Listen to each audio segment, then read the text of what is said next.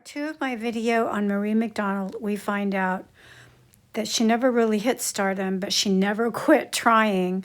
Her turbulent personal life began to overwhelm her professional career, and eventually it all came to a terrible and quick end for Marie.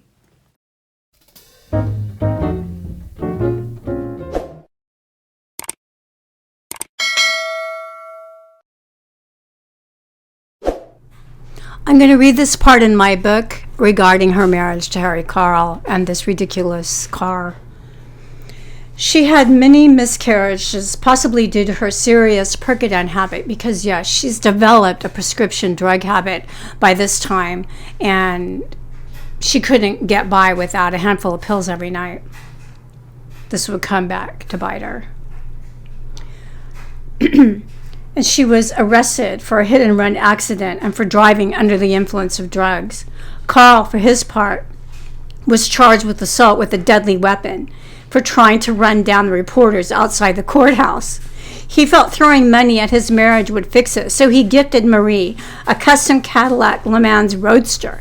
The car was equipped with a television set in 1954, a radio telephone, and a chrome and gold cocktail bar. Okay, not sure how they managed to fit all of that into the Roadster. See picture. The paint job alone cost a fortune. It was platinum dust-based paint. He was wrong, though. Even though Carl made Marie probably the first woman in history to chat while driving, she divorced him right after that, saying the reason she was sick all the time is because she was, in fact, allergic to him. Ouch. All that money, all that time. Now she says, you're the reason I'm sick. I'm allergic to you. Okay. Yeah. So she divorced Carl. I think she went to Europe. Then she had second thoughts about divorcing Carl. Then she came back. She tried to marry him in different countries in Europe because she was sorry she actually tried to divorce him in the first place, or did divorce him. So then she came back and remarried him again. That's right. Choices.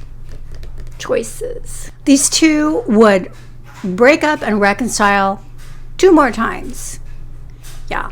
I mean, I don't think they married and divorced 2 more times, but they would separate and reconcile and separate and reconcile 2 more times. And it was around this time that Marie was found wandering at night in the desert, alone, disoriented, and a little roughed up. I'm going to read you about this in my book. Marie claimed that 2 men broke into her home, robbed and beat her, then forced her into their car to release her in the desert several hours later. She was bruised, sporting a black eye, and 2 missing teeth. Okay. Police were suspicious, however, when they found a ransom note in her fireplace that had been pieced together with letters from a newspaper found in Marie's house. They also found the novel The Fuzzy Pink Nightgown, about a movie star who's kidnapped from her home and held for ransom. To distract from the discoveries, Marie's loudly opined that ex-husband Harry Carl must have been behind the whole thing. Put on her best house robe as her living room and front yard filled with reporters eager to watch her reenact the crime. See pictures. For once, she was the star of the show, and she basked in the attention.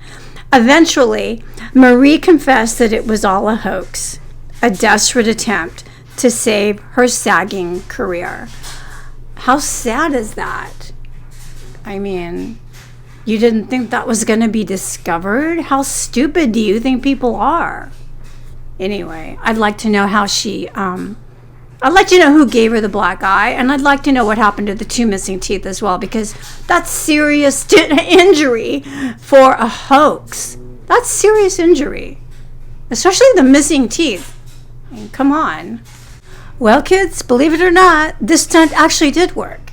Rather than trashing her reputation, she entered a period of her life that was probably the most successful she'd ever had. She put out an album called The Body Sings. I told you, better singer than an actress. She really did have a very beautiful singing voice. And then she had a relevant part in a Jerry Lewis A-list movie called The Geisha Boy, and she was really good. She played a temperamental movie star, not exactly against type. And then she did a series of shows at the Earl Carroll Theater in Hollywood, and she had been fired there as a chorus girl years ago, and now she was the headliner, and it was a very successful show. And who shows up in the audience? Harry Carl. And here's what I say in my book. And this is after she divorced him, I think for the second or third time. Harry Carl was in the house with an agenda. He paid minions to shower her with 11 bouquets of red roses as she took her final bows on stage. And when she returned to her dressing room, there was a $10,000, and that's $10,000 in 1950s money, a $10,000 mink coat and a Cartier watch waiting for her. Seriously? Didn't she just accuse him of kidnapping her the year before?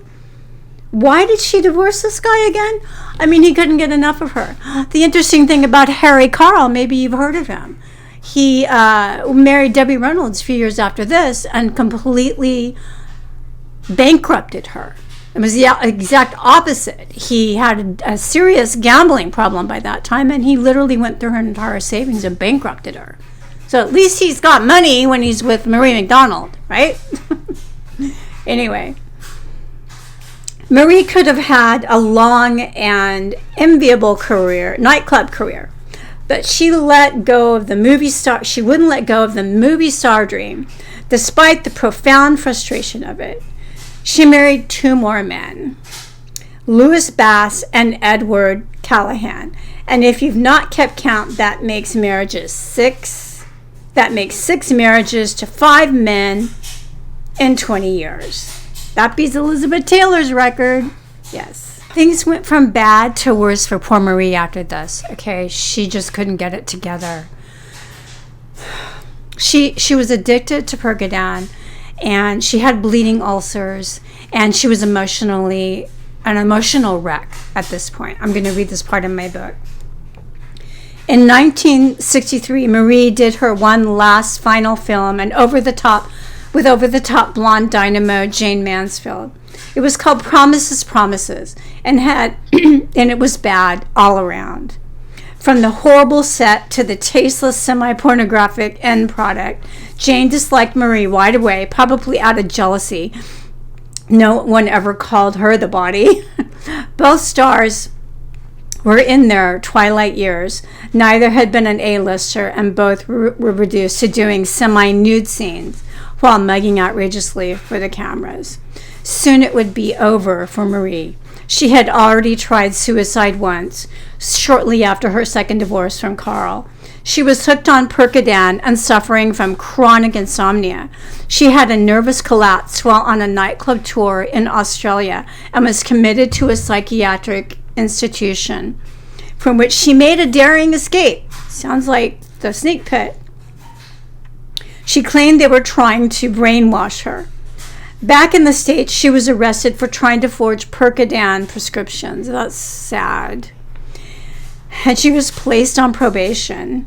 She had bleeding ulcers, and her heart stopped during an operation to remove part of her stomach in an attempt to stop the bleeding. Inevitably, she married for a 7th time in 1964 to the co-producer of Promises, Promises. His name was Donald Taylor. It was Taylor who found her slumped over her dressing room table, still trying, still on that treadmill, still trying her best to make it, still working her ass off from an overdose of either Percodan or Seconal. They don't really seem to know which. I don't know why. They had ways of telling back then.